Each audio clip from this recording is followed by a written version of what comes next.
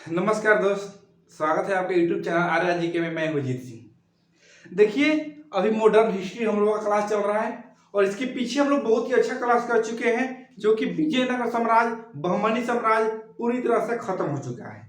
और आज हमारा जो रहेगा, आज भक्ति आंदोलन को हम स्टार्ट करेंगे और इसको इतना अच्छा तरीके से ढंग से पढ़ाएंगे कि आपका दिल और दिमाग में अच्छा से समझ में आएगा। कैसे? तो वीडियो में बने रहिए, भागिएगा मत, समझाने की फुल गारंटी है। भक्ति आंदोलन क्या है, आप इतना अच्छा समझिएगा कि कभी आप भूल नहीं पाइएगा और एग्जाम में इससे एक भी क्वेश्चन आपको बाहर नहीं आएगा। तो चलिए चलते हैं, आज हमारा जो भक्ति आंदोलन है इसको हम लोग देखेंगे। दोस्त, सबसे पहले हम लोग जानेंगे कि भक्ति आंदोलन है क्या। भक्ति आंदोलन क्या है इसको पहले समझिए हम लोग। देखिए, भक्ति आंदोलन किसको कहते हैं? तक देखिए, अपने मन से, भाव से किसी को मान करके, या कोई देवी देवता किसी को दिल में मान करके भक्त के और किसी को आराधना करना, ये भक्ति कहलाता है। यदि हम इसका उद्देश्य जाने कि इसका उद्देश्य क्या है, आखिर कोई भी भक्ति करता है, कोई भी पूजा पाठ करता है, तो उद्देश्य क्या है? तो उद्देश्य की हम बात करें तो इसका उद्देश्य होता है मोक्ष की प्राप्ति करना। भक्ति का उद्देश्य क्या है? मोक्ष की प्राप्ति करना। तो देखिए, मोक्ष की प्राप्ति भी तीन तरह से होती है। कैसे? तो समझिए ध्यान से। मैंने क्या बताया कि इसका उद्देश्य क्या है, तो सबसे पहले जानेंगे भक्ति आंदोलन का उद्देश्य। इसका उद्देश्य है मोक्ष की प्राप्ति करना।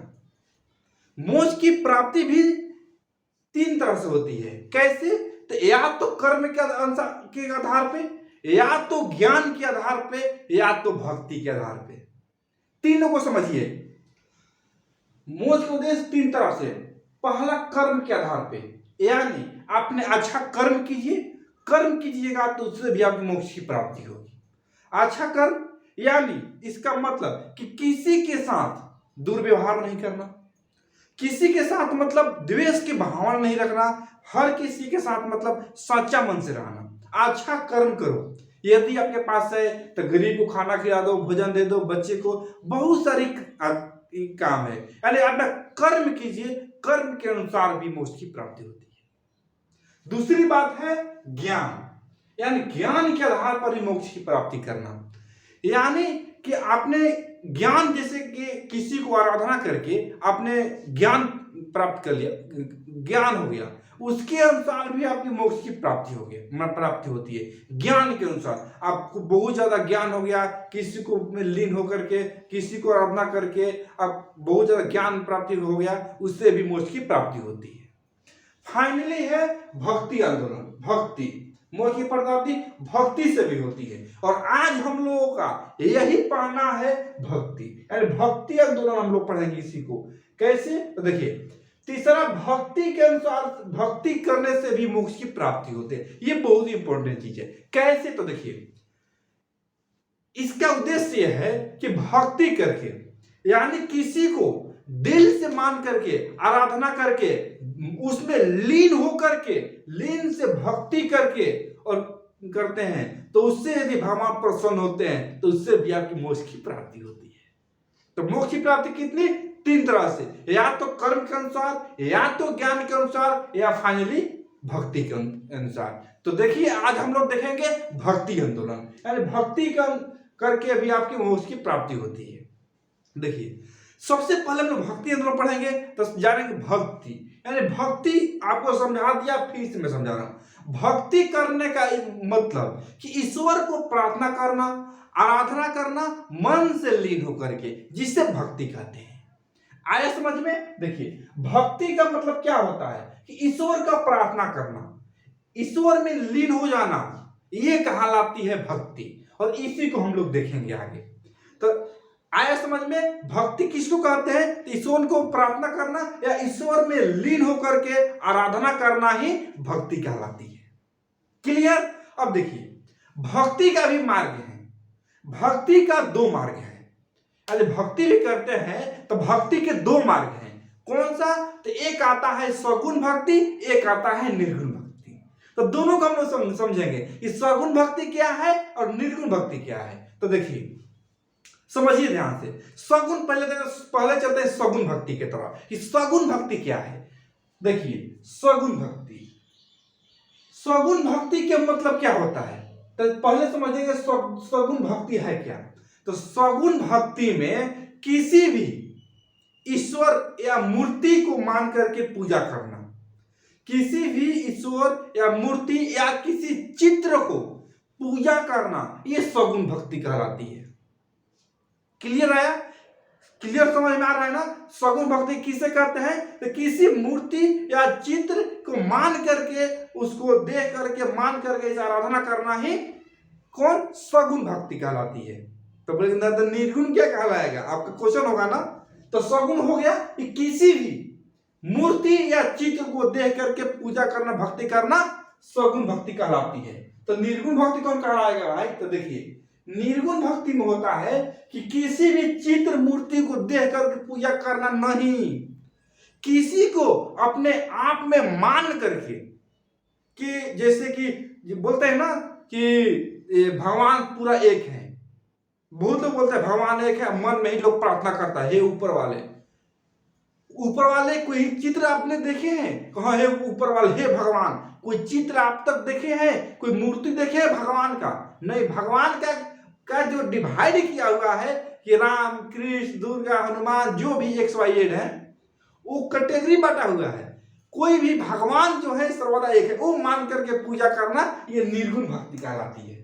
यानी किसी मूर्ति को पूजा कर रहे हैं, ये हो गया सगुण भक्ति। अब मूर्ति को पूजा न करके ऐसे मान करके पूजा कर रहे होता है निर्गुण। एक बहुत अच्छा एग्जाम्पल, यदि आप मस्जिद में जाते हैं तो वहां किसी का देवी देवता या कोई भी अल्लाह हो, कुछ में उनका कोई मूर्ति नहीं रहती है, कोई चित्र नहीं रहती है, वो अपने आप में मान कर, लोग दिल से मान करके पूजा करते हैं या मान करके उसको निर्गुण भक्ति कराते हैं। तो क्लियर समझ में आ गया। सगुण भक्ति किसको करते हैं, तो किसी मूर्ति चित्र या किसी ईश्वर को देख करके, चित्र करके देख करके पूजा करना या सामने रख करके जो होता है उसको कहते हैं सगुण भक्ति। और किसी मूर्ति चित्र को नहीं, सर्वदा अपने आप में मान करके जो पूजा होता है उसको बोलते हैं निर्गुण भक्ति। अब देखिए, तो सगुण और निर्गुण दोनों क्लियर हो गया आप लोगों को। अब देखिए सगुण भक्ति भी दो तरह का होता है, प्रेजेंट में नहीं भाई। जब भक्ति आंदोलन जब स्टार्ट हुआ था 8वीं शताब्दी में, उस टाइम की मैं बात कर रहा हूँ। आजकल तो भक्ति आंदोलन बहुत सारी है कि आज कोई गिनती नहीं कर सकता है, कोई गिनती नहीं कर सकता है। उस टाइम की हम बात कर रहे हैं, कब, जब इसका प्रारंभ हुआ, जब 8वीं शताब्दी में। देखिए उस टाइम की बात करें तो सगुण भक्ति दो तरह की होती थी। कौन सी, तो एक राम भक्ति और एक कृष्ण भक्ति। यानी सगुण भक्ति जो मूर्ति को देखकर पूजा करते थे, तो उसमें दो तरह के, एक राम जी को पूजा करता था, एक कृष्ण जी को। एक राम जी को मूर्ति बनाकर लोग पूजा करते थे, एक कृष्ण जी को मूर्ति बनाकर पूजा करते थे। तो देखिए, तो सगुण भक्ति कितने तरह के, दो तरह के। कौन सा, तो एक हो गया राम भक्ति और दूसरा हो गया कृष्ण भक्ति। क्लियर। तो देखिए राम भक्ति में कौन कौन सा लोग थे, कुछ एग्जाम्पल है। कृष्ण भक्ति में कौन कौन से लोग हैं, उसका कुछ एग्जाम्पल देके समझाता हूं। राम भक्ति जैसे रामानंद थे, ये राम भक्ति को मानते थे। तुलसीदास ये भी राम भक्त को ही मानते थे। और भी सारी चीजें जो इंपॉर्टेंट है उसको मैं लिखा हूं। ये लोग राम भक्ति को मानते थे, राम को पूजा करते थे। अब है यहाँ कृष्ण भक्ति। देखिए अब है यहाँ पे कृष्ण भक्ति। तो कृष्ण भक्ति में सूरदास थे, मीराबाई थी, चैतन्य थे, तुकाराम थे, और सारे चीज थे, बहुत लोग थे। ये लोग क्या कृष्ण को भक्ति मान, कृष्ण को मूर्ति को या उनको पूजा करते थे। तो हो गया कृष्ण भक्ति। तो कुछ लोग राम भक्ति को मानते थे, कुछ लोग कृष्ण भक्ति को मानते थे। कृष्ण भक्ति में क्या हो गया, सूरदास, मीराबाई, चैतन्य, तुकाराम इत्यादि। इसमें जो मीराबाई है ना, ये बहुत इंपॉर्टेंट है। आगे चल के बताएंगे, आगे चल के बताएंगे हम मीराबाई की कहानी, क्या आपका दिल और दिमाग खराब हो जाएगा। मीराबाई जब शादी हुआ था, तो शादी के बाद इनका जो हस्बैंड थे वो मृत्यु हो गया था। मृत्यु के बाद इसने देखिए, मीराबाई ने ऑलरेडी कृष्ण को भक्ति करती थी, कृष्ण को पूजा करती थी बहुत दिल और मन से। ये ऐसा नारी थी कि जब इनका शादी हो गया तो इनका पति की मृत्यु हो जाती है, होने के बाद ये कृष्ण को इतना भक्ति करती है, ये कृष्ण को ही अपना भक्त पति मान लेती है। ये आगे बताएंगे कैसे, ये लोग बहुत लोग नहीं जानता होगा। जब आगे हम आपको जब कृष्ण भक्ति को लेकर के पूरा बताएंगे ना, तो उसमें आगे अभी बताएंगे आपको कैसे। तो क्लियर हो गया, राम भक्ति और कृष्ण भक्ति कौन कौन थे। तो देखिए, सगुण भक्ति में दो प्रकार का, राम भक्ति और कृष्ण भक्ति। अब जो होता है निर्गुण भक्ति के तरफ। सगुण भक्ति तो समझ में आ गया, अब चलते निर्गुण भक्ति। निर्गुण भक्ति में देखिए, इसमें भी बहुत लोग आते थे, जैसे कबीर, बहुत सारे से दोहा भी लिखा है कबीर ने, रैदास, गुरु नानक, ये लोग क्या थे, ये लोग निर्गुण भक्ति के थे। देखिए, गुरु नानक, गुरु अंगद, इतना ही नहीं, जितना भी गुरु थे लोग, लास्ट में जो गुरु गोविंद सिंह आते हैं, मैं डॉट डॉट कर लिया, पूरा गुरु रैदास, कबीर, सब निर्गुण को मानते थे। कबीर का भी देखिए एक से एक दोहा आएगा, रैदास का भी बहुत सारे रचनाएं हैं, गुरु नानक लोग। कभी भी आप लंगड़ में जाइएगा तो किसी मूर्ति पूजा आदि लोग पूजा नहीं तो करते हुए देखिएगा, ये गुरु ही को लोग अपना गुरु मान के पूजा करते हैं। तो ये हो गया निर्गुण भक्ति। देखिए, अब क्वेश्चन कहां से उठाता है, अब तो जितना लोग मानते थे ना उस टाइम, इसको क्वेश्चन में उठाएगा, बोले रामानंद का जन्म कहाँ हुआ बताइए, मृत्यु कब हुआ, तुलसीदास का जन्म कहाँ हुआ, किसको मानते थे, सूरदास किसके जन्म कब हुआ, कहां से हुए थे, किसको मानते थे, क्वेश्चन यहां से उठाएगा। तो पूरी को हम लोग एकदम डीपली पढ़ेंगे ताकि क्वेश्चन ना छूट पाए। पहले इसको हम लोग जो मेन भूमिका है उसको देखते हैं। अब देखिए, निर्गुण भक्ति हो गया, तो क्लियर, सगुण भक्ति निर्गुण भक्ति समझ में आ गया। सगुण भक्ति जो कि मूर्ति चित्र को पूजा करते हैं, उसको सगुण भक्ति। मूर्ति चित्र को पूजा नहीं करते हैं, अपने आप में सर्वदा मान करके पूजा करते हैं भगवान को, उसे निर्गुण भक्ति कहते हैं। तो क्लियर हो गया, सगुण भक्ति में राम भक्ति और कृष्ण भक्ति। एक बात और है, राम भक्ति में बहुत कम लोग थे, ज्यादा लोग भक्त है कृष्ण भक्ति में।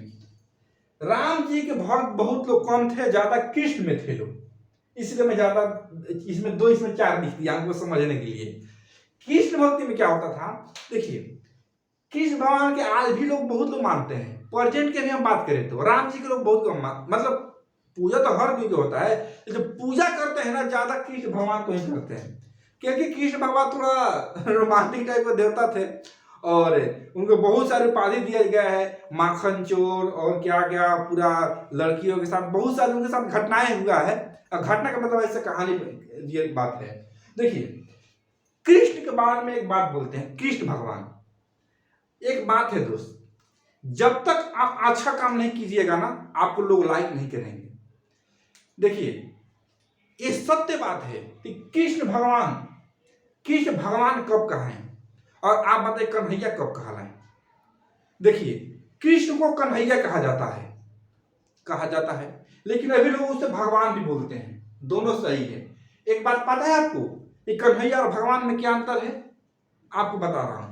एक कृष्ण जो भगवान है, कृष्ण भगवान और कन्हैया में क्या अंतर है, दोनों तो उन्हीं के नाम है। देखिए, जब तक कृष्ण ने लड़कियों के साथ, जैसे थना की नहाती थी तो कपड़े लेकर भाग जाना, ये करना, तो मक्खन चुराना, ये करना, बहुत सारे चीज है, जब तक इसने गलत हरकत करते रहे तब तक इन्हें कन्हैया कहा गया। कृष्ण को जब तक ये सब काम करते रहे तब तक इन्हें कन्हैया ही बोला जाता था। ये सब चीज को छोड़ करके जब आस्था में चले गए तब से इन्हें कृष्ण भगवान के नाम से जानने लगा। ये इतिहास हुआ है। तो जब आप अच्छा काम कीजिएगा ना, खुद आपका जो चरित्र है वो परिवर्तन हो जाएगा। तो देखिए, कन्हैया से कृष्ण भगवान बन गए, कैसे, जब उसने सब काम करना छोड़ दिया। तो इसलिए बोलते हैं आप लोगों से भी कि आज जो किए उसको भूल जाइए, आज से पढ़िए ना दिल और दिमाग से, एक साल अपना जिंदगी के दे दीजिए और एग्जाम नहीं निकलेगा। आप एग्जाम देते हैं, हाँ यार मेरा तो 4 नंबर आता तो और मेरिट बन जाता, 4 नंबर क्यों नहीं आया, क्यों कम हो गया। व्हाट्सएप चलाइए, इंस्टाग्राम चलाइए, फेसबुक चलाइए, लगे रहिए, कहां से आएगा। आप सब कुछ छोड़ करके एक साल अपना लाइफ पे दे दीजिए और हो नहीं सकता कि रिजल्ट नहीं आएगा। क्यों, मैं भी वो काम किया हूं, ऐसा बात नहीं है। वही टाइम, मेरे टाइम पे तो मतलब इंस्टाग्राम वगैरह नहीं था, आज के 5 साल पहले, 7-8 साल पहले ये सब नए नए फीचर लॉन्च हुए हैं। बट फिर भी अपने कैरियर को देखिए, और जब अपना कैरियर जब सेट हो जाएगा ना, तो खुद अपने आप सही हो जाएगा। चलिए ठीक है, आगे चलते हैं। ये हो गया सगुन निर्गुण, समझ में आ गया। अब चलते हैं, देखिए मेन पॉइंट, इसका आरंभ की बात करें तो भक्ति आंदोलन का जो प्रारंभ है वो दक्षिण भारत में 8वीं शताब्दी में इसका प्रारंभ होता है। यानी भक्ति आंदोलन का प्रारंभ दक्षिण भारत में 8वीं शताब्दी में होता है। किसके द्वारा?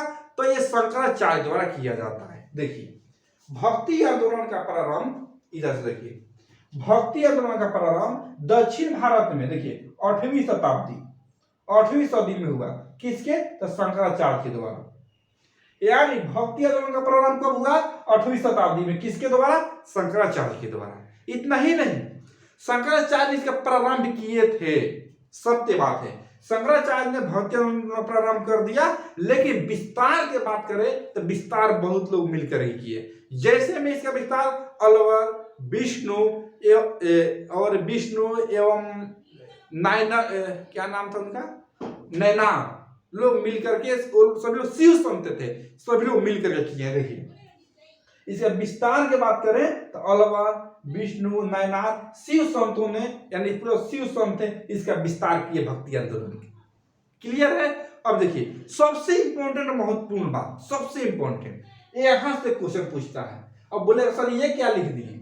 देखिए कुछ इंपॉर्टेंट गुरु का नाम है और उनका मत, यानी या सिद्धांत के भी नाम से जाना जाता है। और क्वेश्चन आपको 30% यहीं से पूछ देता है, बहुत सारी जगह पूछ देता है कि अद्वैतवाद का मत किसने दिया, या अद्वैतवाद का सिद्धांत किसके द्वारा दिया गया है? तो ये शंकराचार्य के द्वारा। तो दोस्तों सबको भूल जाइएगा, इसको मत भूलिएगा, इस चार्ट को। और ज्यादा नहीं, 5 को याद करना है, 5 को याद करना है। देखिए शंकराचार्य किसका मत दिए थे? अद्वैतवाद का। माधवाचार्य द्वैतवाद, निलंबाकार्याचार्य ये द्वैतवाद, 2 बार द्वैतवाद का। बल्लभाचार्य इसने शुद्धा द्वैतवाद का सिद्धांत दिए थे। और फाइनली रामानुजाचार्य ने विशिष्ट द्वैतवाद के चार्ट दिए थे। इसमें 2-3 इंपॉर्टेंट है। कौन कौन? एक फर्स्ट वाला अद्वैतवाद, द्वैतवाद और ये विशिष्ट द्वैतवाद। तीनों बहुत पूछता है, इसको भी याद रखिएगा, ये भी पूछता है, लेकिन ये तीनों इंपॉर्टेंट है। फर्स्ट में अद्वैतवाद का सिद्धांत शंकराचार्य द्वारा, द्वैतवाद का सिद्धांत माधवाचार्य द्वारा, विशिष्ट द्वैतवाद का रामानुजा द्वारा। इसको भी जब 3 याद किए तो 2 याद करने में क्या है? द्वैतवाद का निलंबाकार्याचार्य और शुद्धा द्वैतवाद का बल्लभाचार्य द्वारा इसका सिद्धांत दिया गया। क्लियर है? तो देखिए इसका पूरा जो भक्ति आंदोलन का जो भूमिका था ना, हम लोग पढ़ चुके हैं। अब हम लोग विस्तार से पढ़ेंगे सभी लोग के बारे में, जहां से क्वेश्चन और निकाल करके आता है। तो आगे हम लोग पढ़ेंगे किसके बारे में? अब हम लोग पढ़ेंगे शंकराचार्य के बारे में। तो देखिए शंकराचार्य के बारे में पढ़ेंगे, आपको थोड़ा सा बता देता हूं। जैसे क्वेश्चन किससे पूछेगा? शंकराचार्य के मूल नाम का शंकर भी कहा जाता है। इसके जन्म की बात करें तो शंकराचार्य का जन्म कलाड़ी में हुआ था। कहाँ? कलाड़ी, जो कि केरल में पड़ता है। यदि मृत्यु की बात करें तो शंकराचार्य का मृत्यु केदारनाथ में हुआ, जो कि उत्तराखंड में पड़ता है। इसने बहु जगह घूम करके भक्ति का प्रचार किया। जैसे उत्तर भारत में गए तो ज्योतिष पीठ बनवाया, जहाँ की बद्रीनाथ में स्थित है। उसने दक्षिण भारत में क्या किया कि दक्षिण भारत में भी श्रीगिरि पीठ मठ का बनवाया, जो कि मैसूर कर्नाटक में पड़ता है। फिर पूर्व में गोवर्धन पीठ का भी निर्माण करवाया, जो कि पुरी में है। और फाइनली पश्चिम में भी शारदा पीठ का निर्माण कराया, जो कि द्वारिका गुजरात में पड़ता है। तो ये सब बहुत सारी चीजें हैं जो कल आपको हम विस्तृत रूप में इसको समझाएंगे। तब तक इस भूमिका को देखिए और कल का क्लास मत मिस कीजिएगा। यानी भक्ति आंदोलन का ये भाग 1 है। कौन सा? भाग 1 या पार्ट 1? भक्ति आंदोलन का पार्ट 1 है। पार्ट 2 कल लेके आएंगे और पार्ट 2 में पूरा खत्म कर देंगे भक्ति आंदोलन, जो कि कहा जहां से क्वेश्चन निकल करके आता है। तो ठीक है दोस्त, मिलते हैं फिर कल अगली वीडियो में। कल का क्लास मत मिस कीजिएगा। ये वीडियो आपको अच्छा लगा ना, तो फाइनली इस चैनल को सब्सक्राइब कीजिए, लाइक कीजिए और दोस्तों में शेयर कीजिए, ताकि सभी लोग पढ़े। ठीक है, कल मिलते हैं अगली वीडियो में इसका पार्ट 2 लेकर के। तब तक जय हिंद।